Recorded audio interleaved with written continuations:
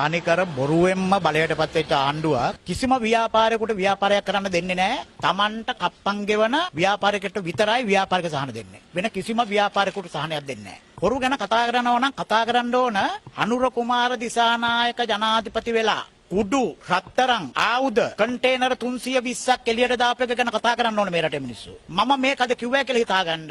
මේ රටේ දේශපාලකයෙක් වැඩියෙන්ම හොරකම් කරලා තියෙනවා නම්, මේ රටේ දේශපාලකයෙක් වැඩියෙන්ම දූෂණය කරලා තියෙනවා නම්, මේ රටේ දේශපාලකෙකුට වැඩියෙන්ම සල්ලි තියෙනවා නම් ඒ වැඩියෙන්ම සල්ලි තියෙන අනුර කුමාර දිසානායකට මම වගකීමෙන් කියනවා. පෞද්ගලික සල්ලි පක්ෂ නෙමෙයි. පෞද්ගලිකව දේශපාලකෙකුට සල්ලි තියෙනවා වැඩියෙන්ම ඒ තියෙන අනුර කුමාර දිසානායකට. මම ඉංගියක් විතරක් දෙන්නම්. මම මේක කතා කරන්නේ නැහැ මෙතන. අනාගතයේ දවසක මම කතා කරනවා. අනුර කුමාර දිසානායකගේ ලංකාව ඉපදිච්ච LTT ඩයස්පෝරාකත් එක්ක සම්බන්ධ ග්‍රීසිය නැව් සමාගමකට අනුර කුමාර ආයෝජනය කරලා තියෙනවා දැන් වෙනකොට බිලියන 4කට වැඩිය ලක්ෂ 40000කට වැඩිය. මම ඊට ටික පස්සේ කියන්නම්. ඔබතුමා බරපතල චෝදනාවක් කරේ වර්තමාන ජනාධිපතිවරයා. මම වැඩි විස්තර පස්සේ කියන්නම්. මම කියන රට ග්‍රීසිය මේ එකක් විතරයි.